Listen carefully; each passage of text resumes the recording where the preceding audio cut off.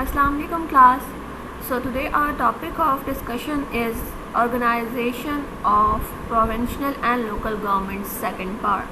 In first we have discussed lot of about provincial government, provincial governors, provincial government in Pakistan, and the governor structure of provincial government and cabinet, provincial minister and the power of minister, its responsibility, local government, and a little about the local government and the cabinet, basically duties of chief minister in relation to governors, and much more we have discussed before this lecture. And so today our topic is related to the local government. Local government, its three tiers and power of chief minister, and after that we will discuss the provincial assembly.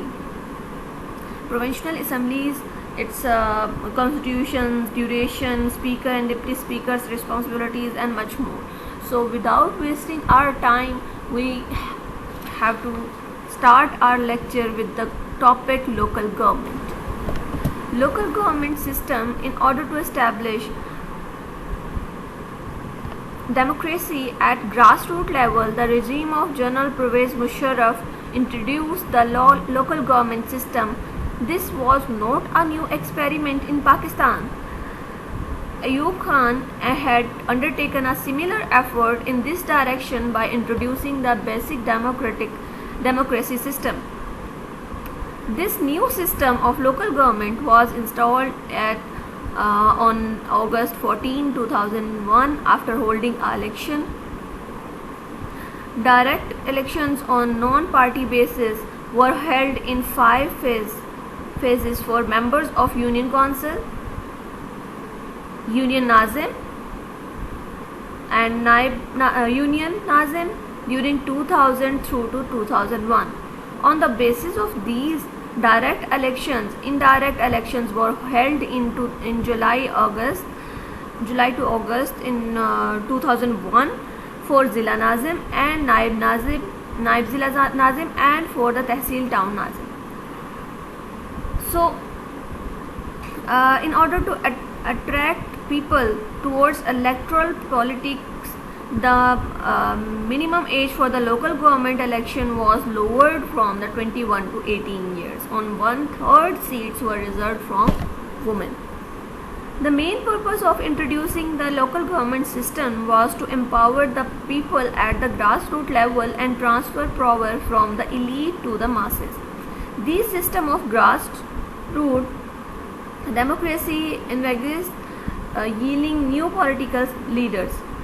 It was also anticipated to solve people's problem at local level, allow public participation in decision making, and ensure the provision of speedy justice. So the essence of this system was that the local government would be accountable to the citizen of all the decisions. It would enable the proactive elements of society to participate in the community work, development related activities, and would remove rural-urban divide. The new local government plans was an effort on the part of military government to lay the foundation of an authentic and enduring democracy. The new system provides a 3-tier local government structure, that is the district government, the Tehsil government, and the union administration.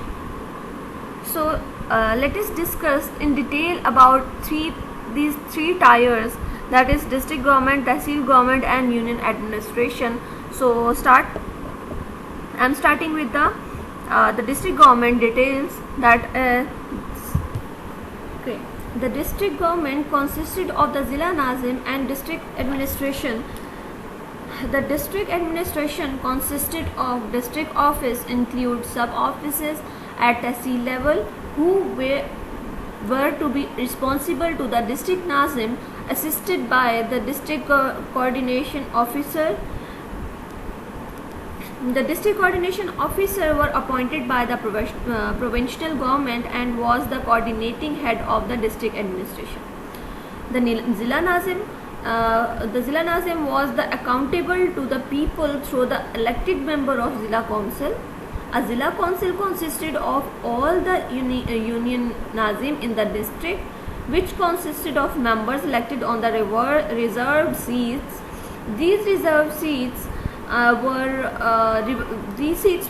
reserved for the women, peasants, workers, and minority community. So the Zilla Nazim and its secretariat under the Naib Zilla Nazim and had a separate budget allocation.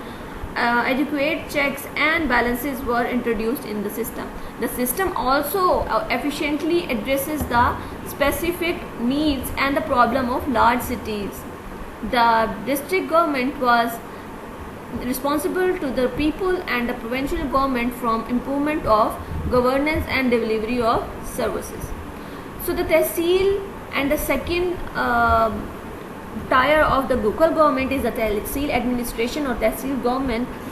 The middle tier, the Tehsil had Tehsil municipal administration headed by the Tehsil Nazim.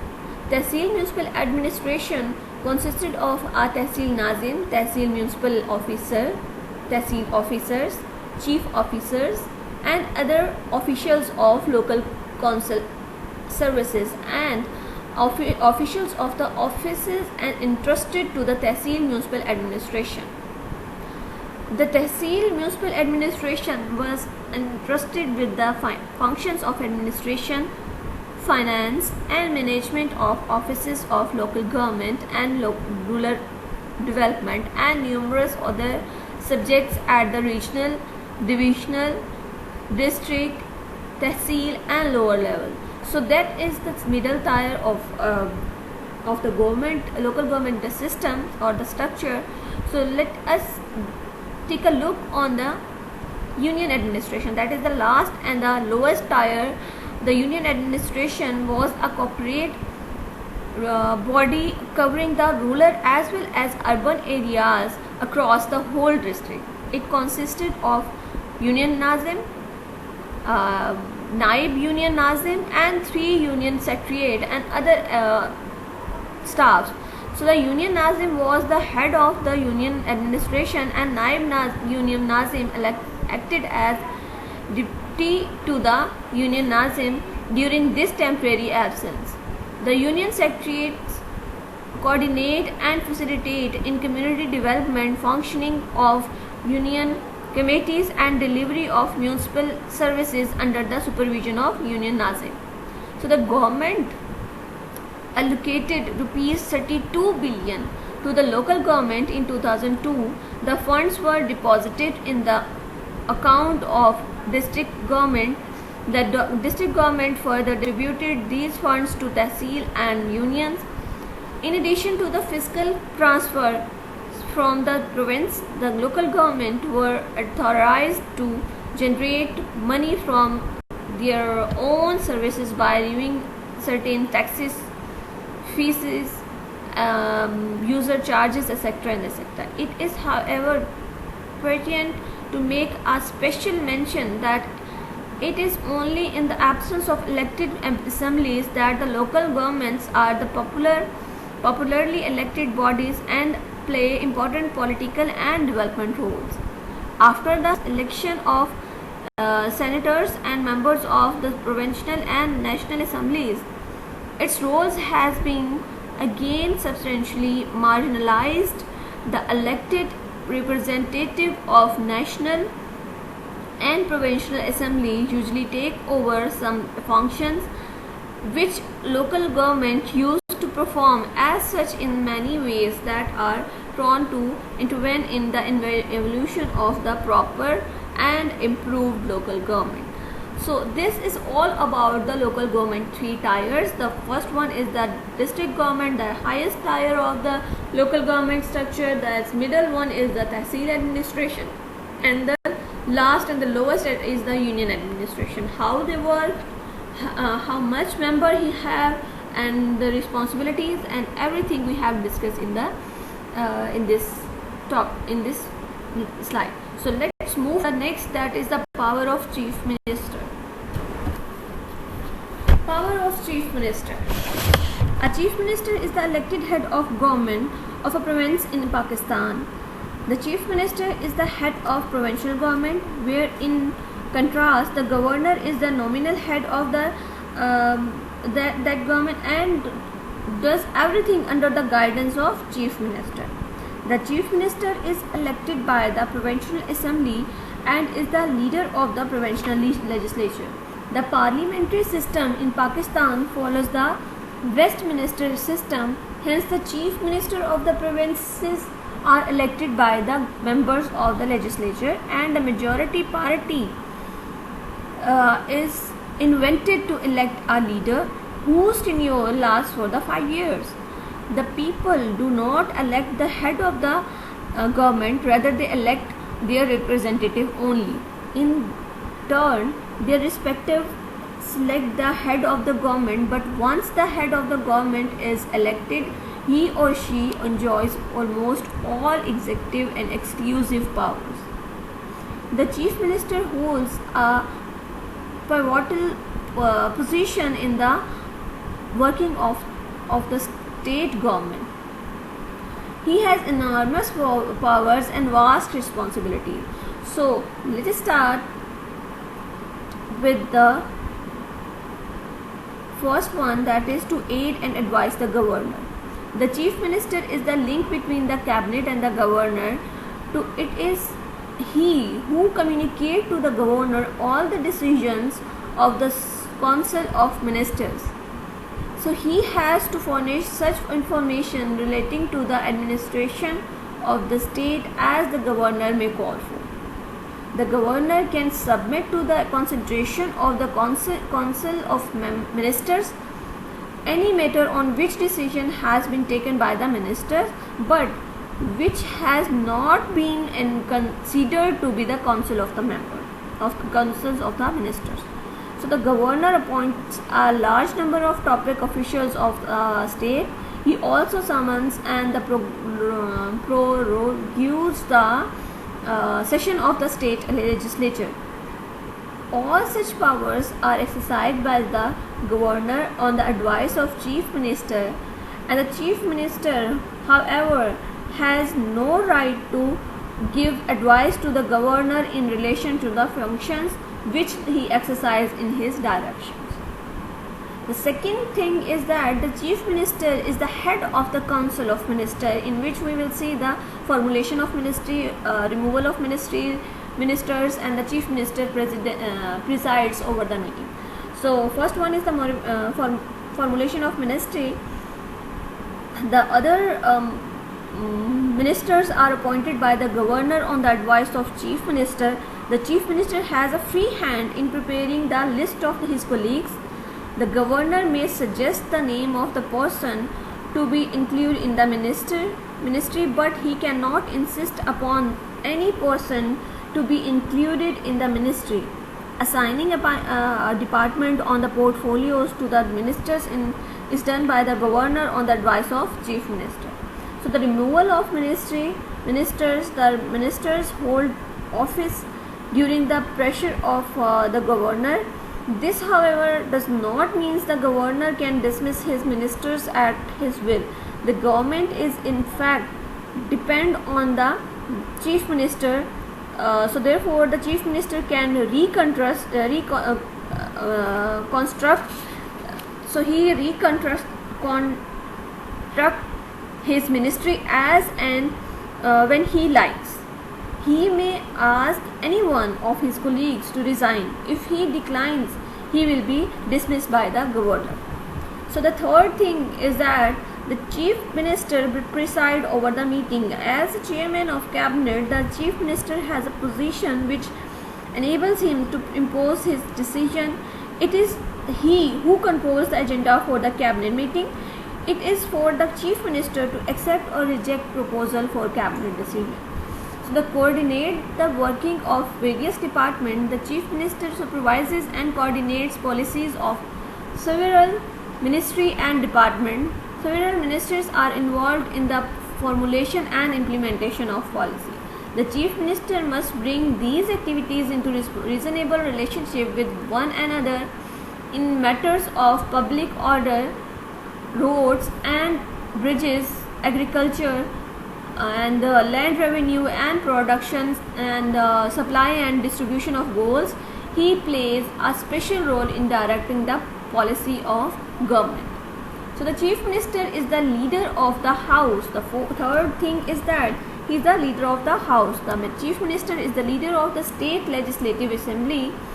All principal announcement of the policy is made by him. The chief minister intervenes in debates of general importance. He can appease any angry house by promising immediate relief or concession when needed. The position of the chief minister is preeminent in the state governmental system.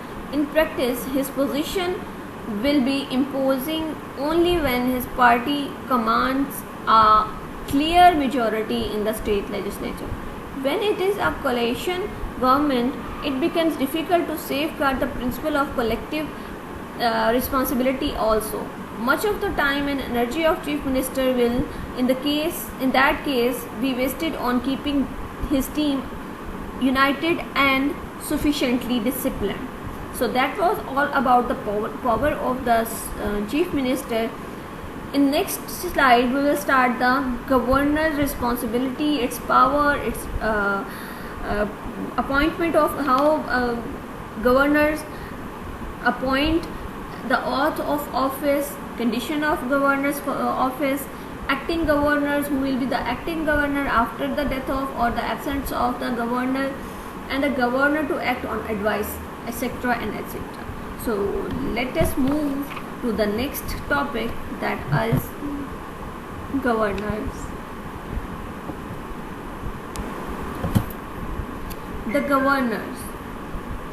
The governors have these 4 or 5 points which we are going to cover.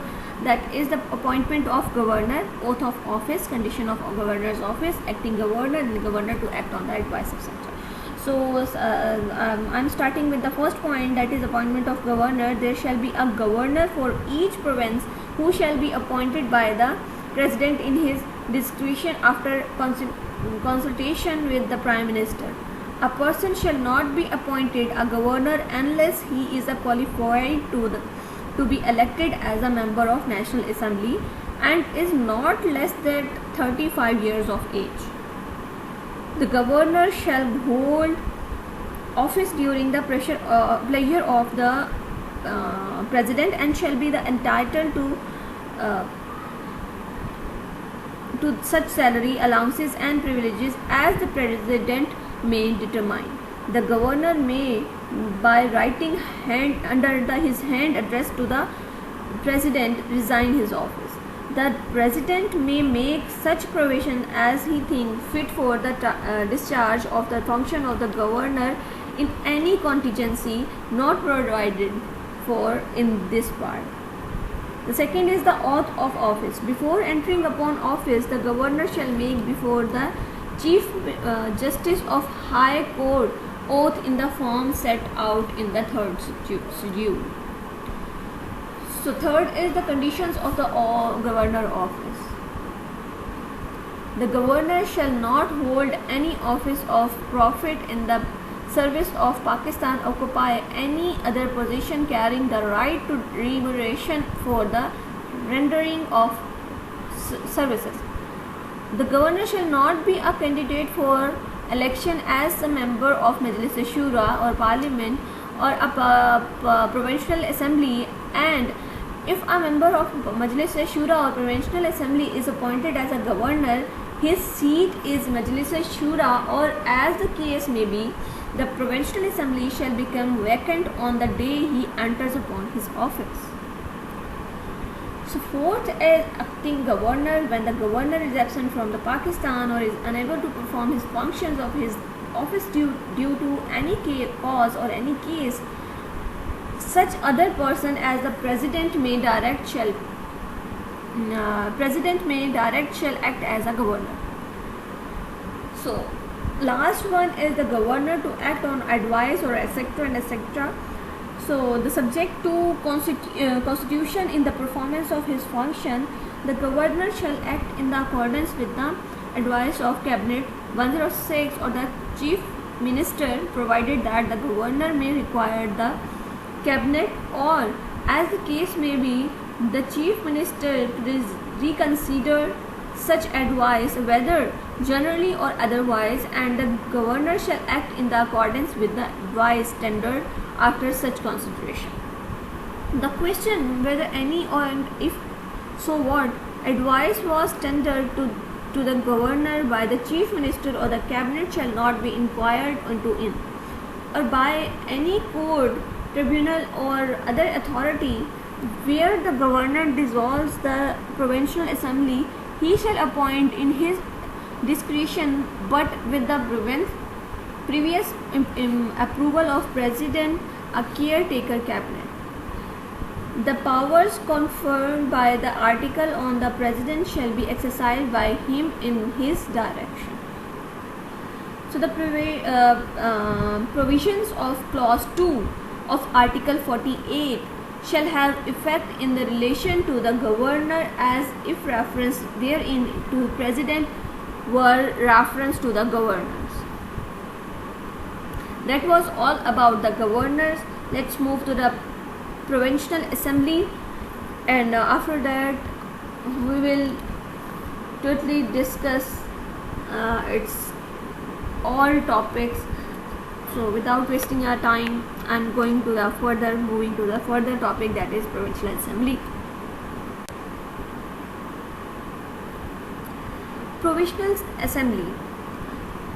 In this there are 28, almost more than 25, that is 28 or 26 headings that I am going to explain or elaborately giving you a detailed lecture on them. So first one is Constitution of Provincial Assembly. Each provincial assembly shall consist of general seats and seats reserved for the women and non-Muslim as specified. So these are the Balochistan. In Balochistan there are 51 general seats, 11 women and non-Muslim 3, and total are 65. In the Northern West Frontier Province NWFP, 99 general seats, 22 women, 3 for non-Muslims and 124 total seats. In the Punjab, there are 297 general seats, 66 women and non-Muslim 8 seats are reserved, and total 371 seats are reserved. So in Sindh there are 130 general seats, 29 women and non-Muslim 9, 168 seats are total. So a person shall be entitled to vote if he is a citizen of Pakistan, he is not less than 18 years of age, his name appears on the electoral roll for any area in the province, and he is not declared by a competent court to be of unsound mind 112. For the purpose of election to the provincial assembly, the constituencies for the general seat shall be single member territorial constituencies, and the members to fill such seats shall be elected by direct and free vote. Each province shall be single constituency for all seats reserved for the women and non-Muslim allocated of to respect province under clause 1. The member to fill seats reserved for women and non-Muslim allocated to a provincial under clause 1 shall be elected in accordance with law through proportional representation system of political party list of candidates on the basis of the total numbers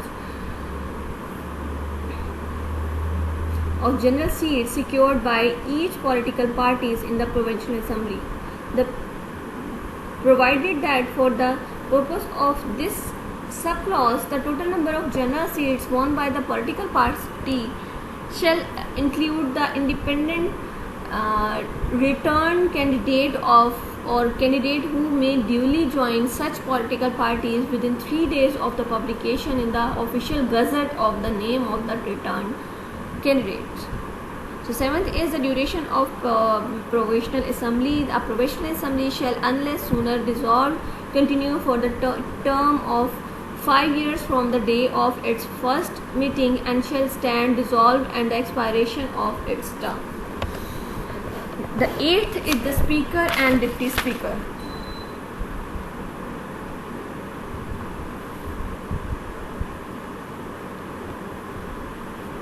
After a general election, a provincial assembly shall at its first meeting and to exclude of any other business elect from the amongst its member a speaker and deputy speaker, and so often as the office of speaker and deputy speaker become vacant, the assembly shall elect another member as speaker or, as the case may be, deputy speaker. 9 is summoning and prorogation of provincial assembly. The governor may from time to time summon the provincial assembly to meet at such time and place as he thinks fit and prorogue the provincial assembly. 10th, right of governor to address provincial assembly. The governor may address the provincial assembly and may for that purpose require the attendance of the members. Right to speak in provincial assembly. That is the 11th point. To advocate general shall have to right to speak and otherwise take part in the proceeding of the provincial assembly and any committee thereof of which he may be named a member, but shall not be virtual of this article by entitled to vote. 12th point is very important, that is dissolution of provincial assembly. The governor shall dissolve the provincial assembly if so advised by the chief minister, and the provincial assembly shall, unless sooner dissolved, stand dissolved at the expiration of 48 hours after the chief minister has so advised.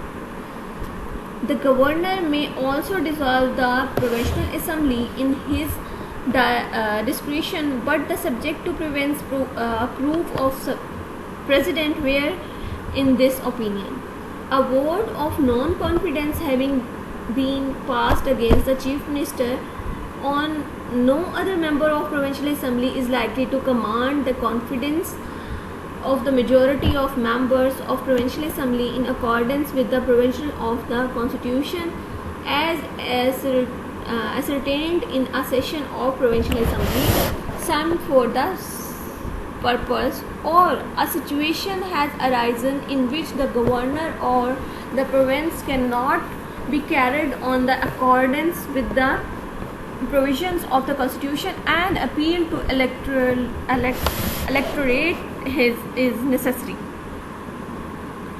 The governor, in case of dissolution of provincial assembly under paragraph B of clause 2 shall within 15 days of the dissolution refers to the matter to the Supreme Court with the previous approval of the President, and Supreme Court shall decide the reference within the 30 days, whose decision shall be final.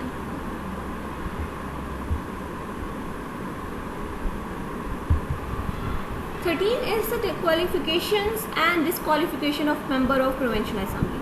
The qualifications and the disqualification for the member of National Assembly set out in Article 62 and 63 shall also apply for the member of provincial assembly, as if refers therein to National Assembly where a reference to provincial assembly. 14 is restriction on discussion in provincial assembly. No discussion shall take place in the provincial assembly with respect to the conduct of any judge of the Supreme Court or of a High Court in the discharge of his duty. Provisional government consent required for of financial measures. A bill or amendment which, if enacted any and brought into operation, would involve expenditure from the provincial consolidated fund or withdraw from the public account, or provincial shall not introduced or moved in the provincial assembly except by or with the consent of the provincial government. For the purpose of this article, a bill or amendment shall be deemed to be a money bill if it is contains provisions deals with all or other any of the matters. These matters are the imposition, ablution, remission, alteration or regulation of any tax, the borrowing of money or the giving of any guarantee by the provincial government, or the amendment of the law relating the financial obligation of the government, the custody of a provincial consolidated fund, the payment of money into or issue of the money from that fund, the imposition of a charge upon the provincial consolidated fund, or the abolition or alteration of any charge, the receipt of money on account of the public account of province, the custody or issue of the such money, and any matter incidental or to any of the matters specified in the preceding paragraphs. A bill shall not be deemed to be a money bill by the reason only that it provide for the imposition or alteration of any fine or other penalty, or for the demand or payment of a license fee or a fee or charge for any service rendered, or for the imposition, abolition, remission, alteration or regulation of any tax by any local authority or body for the local purpose. If any question arises whether a bill is a money bill or not, the decisions of the Speaker of the Provincial Assembly thereon shall be final. Every money bill presented to the Governor for assent shall bear a certificate under the hand of the Speaker of Provincial Assembly that it is a money bill, and such certificate shall be conclusive for all purpose and shall not be called in question. So 16th point and the last point in this slide is the Governor assent to bills.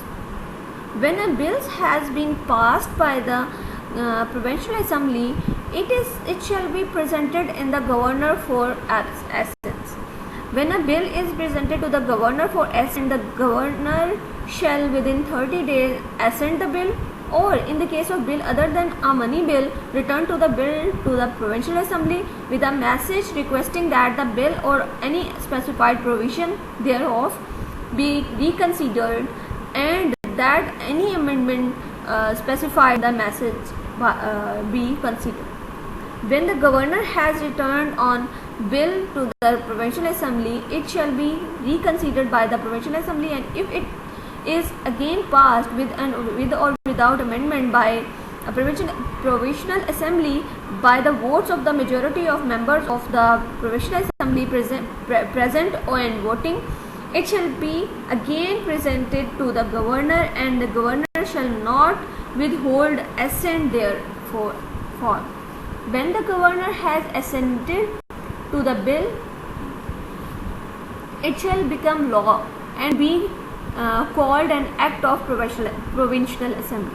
No act of provincial assembly and no provision is in any such act shall be invalid by the reason only the same recommendation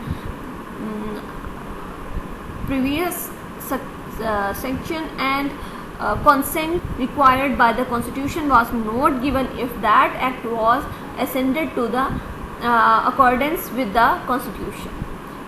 So next is the 17th, that is on the next slide, that the bill or not to lapse on prorogation, etc.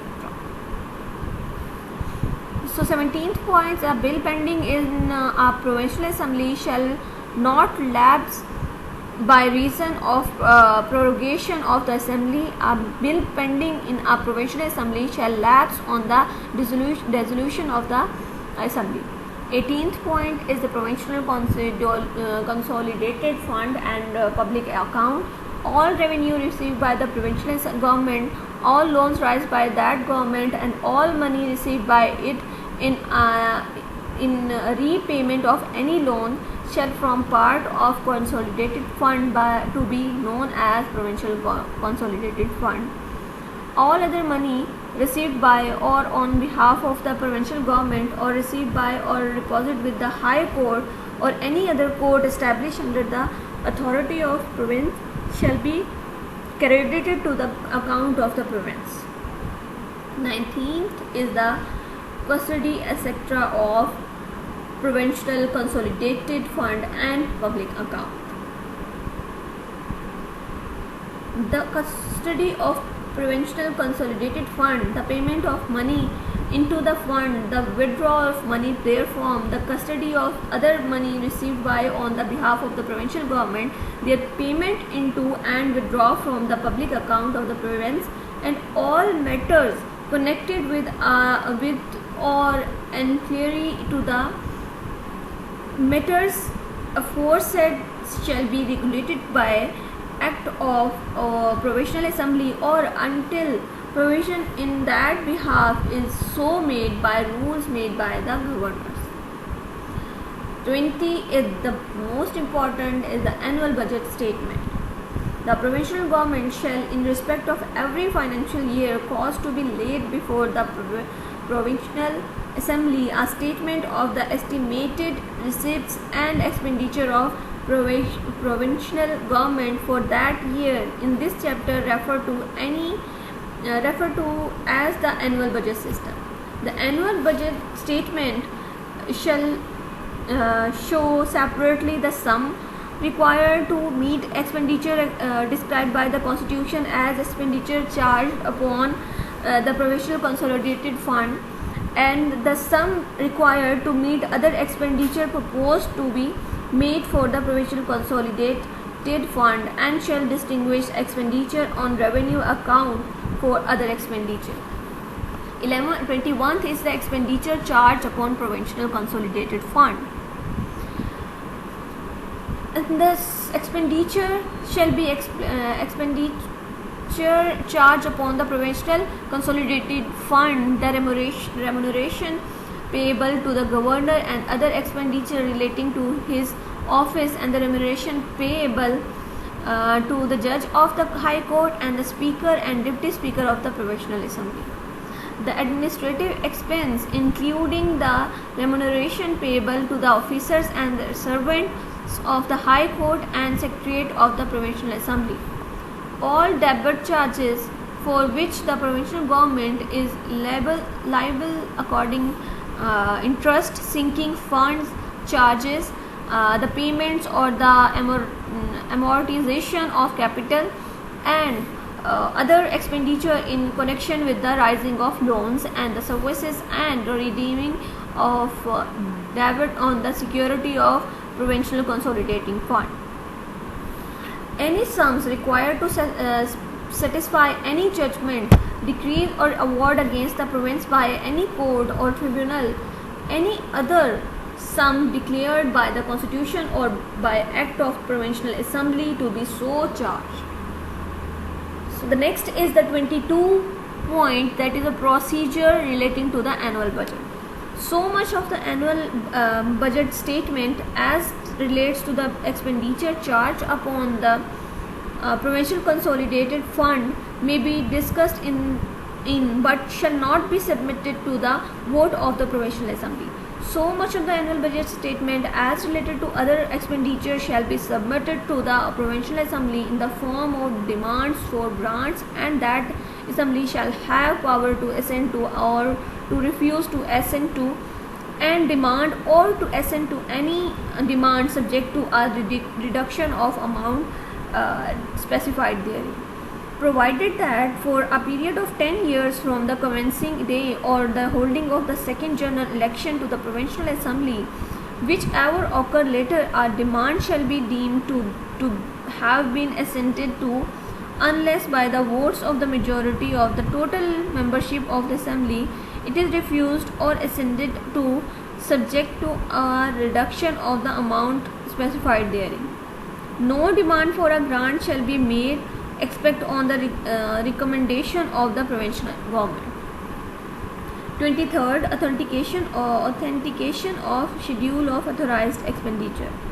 The Chief Minister shall authenticate by his signature a schedule specifying the grant made or deemed to have made by the Provincial Assembly under Article 122 and the several sum required to meet the expenditure charge upon the provincial consolidated fund, but not exceeded in the case of any sum. The sum shows in the statement previously laid before the Assembly. The schedule so authenticated shall be laid before the Provincial Assembly, but shall not be open to the discussion or vote there. For 24th is the supplementary and exceed grant. If in any respect of any financial year it is found that the amount authorized to be expended for the particular service for the current financial year is insufficient, so that a need has arisen for expenditure upon some new service not included in the annual budget statement for that year, or that any money has been spent on any service during a financial year is exceed of amount granted for that service for that year, the provincial government shall have power to authorize expenditure for the provincial consolidated fund, whether the expenditure is charged by the constitution upon the fund or not, and shall cause to be laid before the Provincial Assembly or supplementary budget statement, or as the case may be, an assessed budget statement setting out the amount of that expenditure and the provision Article 120 to 123 shall apply to those statements as they apply to the annual budget statement. Vote on account, that is the 25th, notwithstanding anything contained in the foregoing provision relating to the financial matter, the Provincial Assembly shall have power to make any grant in advance in respect of estimated expenditure for a part of any financial year not exceeding 3 months pending completion of the procedure prescribed in Article 122 for the voting of such grant and the authentication of schedule of expenditure in accordance with the provisions of Article 123 in relation to the expenditure. The 26th is the power of authorized expenditure when Assembly stand dissolved. Notwithstanding anything contained in the foregoing provision relating to financial matters, at any time when the Provincial Assembly stands dissolved, the provincial government may authorize expenditure for the provincial consolidated fund in respect of the estimated expenditure for a period not exceeding 4 months in any financial year pending completion of the procedure prescribed in Article 122 for the voting of grants and authentication of the schedule of authorized expenditure in accordance with the provision of Article 123 in relation to expenditure. 27th point is provision relation to the National Assembly etc. to apply the Provincial Assembly etc. etc. So, subject to the Constitution, the provision of clause 2 to 8 article of 53, clause 2 and 3 article of 54, article 55, article 63, article 67, article 69, article 77, article 87 and article 88 shall apply to and in relation to Provincial Assembly or a committee or member thereof or the provincial government, but so that these all are included in the Provincial Assembly and committee. So last point is the power of governor to promulgate ordinance. The governor may accept when the provisional assembly is in session if satisfied that the circumstances exist which render it necessary to take immediate action, make the promulgate on or an ordinance as the circumstances may require. Any ordinance promulgated under this article shall have the same force and effect as an act of the provisional assembly and shall be subject to like construction as the power of the provisional assembly to make laws, but ever such ordinance shall be laid before